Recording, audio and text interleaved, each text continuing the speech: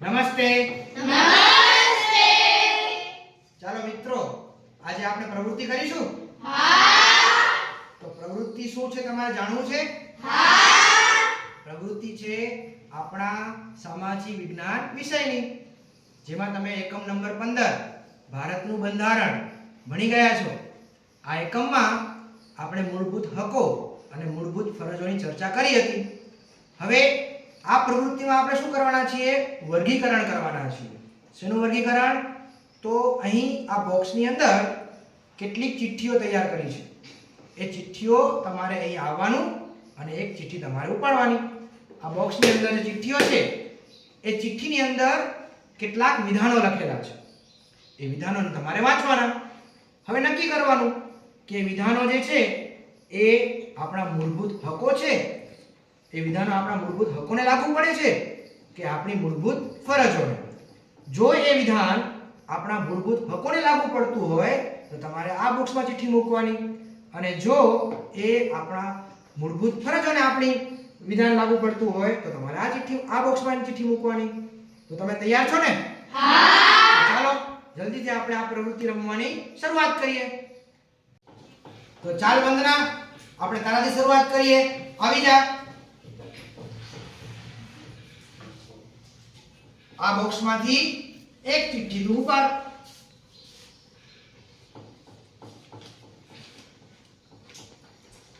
જાહેર મિલકતનું રક્ષણ કરવું અને હિંસાનો ત્યાગ કરવો આ આપણી ફરજ છે. સરસ, વંદનાએ સાચું કહ્યું. હવે કોણ આવશે? ચાલ બેટા રઘુ, તું આવી જા.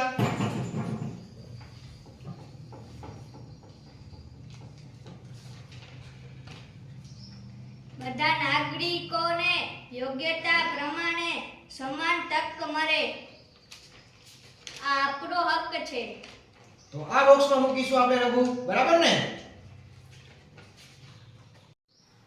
ચાલો હવે કોણ આવશે? અંજલિ, તું આવીશ? આવી જા બેટા, અને જલ્દીથી એ બોક્સમાંથી ચિઠ્ઠી ઉપાડ.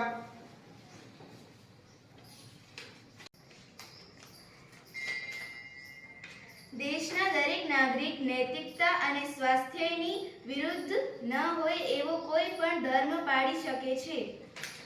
આ આપણો હક છે. સરસ, આ વિધાન આપણો હક છે. હવે દિનેશ, તું આવીશ? હા. આવી જા બેટા.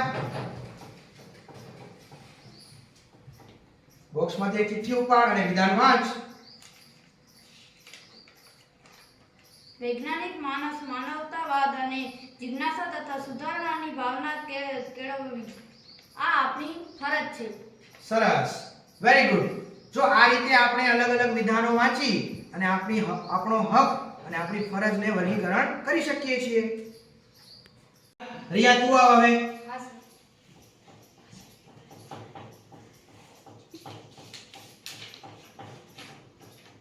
14 વર્ષથી નીચે ઉંમરના બાળકોને બાળ મજૂરી કરાવવી એ તેનું શોષણ જ કહેવાય. પોતાનું શોષણ થતું અટકાવવા વિરોધ કરવો આ આપણો હક છે.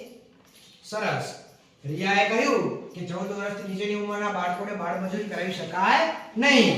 તો હવે કોણ આવશે? હા ખુશાલ, તું આવી જા બેટા. બોક્સમાંથી ચિઠ્ઠી ઉપાડ અને વિધાન જે છે એ વાંચી અને નક્કી કર કે આપણો હક છે કે ફરજ છે.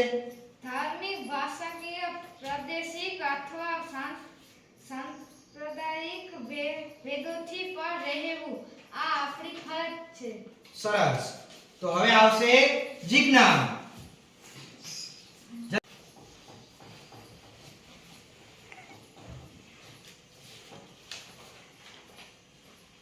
પર્યાવરણની સુધારણા કરવી અને જીવો પ્રત્યે અનુકંપા રાખવી આ આપણી ફરજ છે.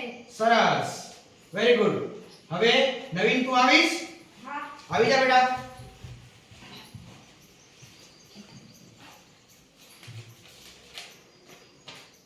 દેશના દરેક નાગરિક તેઓના ધર્મનો પ્રચાર પ્રસાર કરી શકે તે માટે સ્વતંત્રતા છે.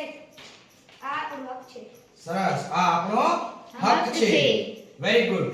હવે માયા, તું આવી જા જલ્દી.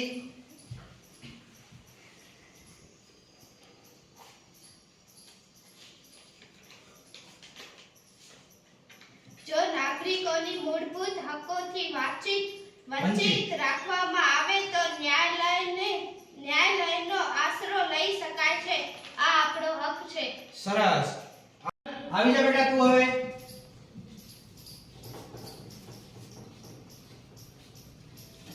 હા બોક્સમાં ચિઠ્ઠી ઉપાડ. જંગલો, તળાવો, નદીઓ અને વન્ય પશુ પંખીઓ સહિત કુદરતી પર્યાવરણનું જતન કરવું આ આપણી ફરજ છે. સ્ત્રીઓના ગૌરવને અપમાનિત કરે તેવો વ્યવહારને ત્યજી દેવો આ આપણી ફરજ છે.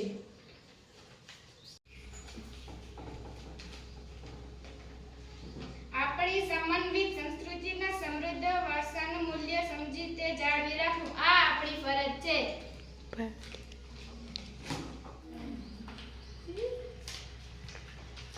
ધર્મ, જાતિ, લિંગ અને રંગને આધારે કોઈ પણ પક્ષપાત અને ભેદભાવ કરવામાં આવતો નથી.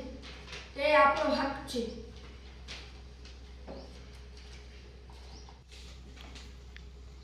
ભારતના તમામ લોકોમાં સુમેળ અને સમાન બંધુત્વની ભાવનાની વૃદ્ધિ કરવી આ આપણી ફરજ છે.